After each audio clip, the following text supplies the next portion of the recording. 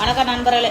சரி 2-3 வேணை தண்ணி பிடிச்சிட்டு வந்தேன்னா தண்ணியை பிடிச்சிட்டு வந்துட்டு ஒரு கிச்சடி ஷார்ட்டாக வச்சுட்டு பாலாஜி சார் ஃபோன் அடிச்சுட்டு இருக்காரு. எவ்வளோன்னா வாங்கன்னு சொல்ல போகிறாருன்னு சீக்கிரமாக வாங்கன்ட்டு.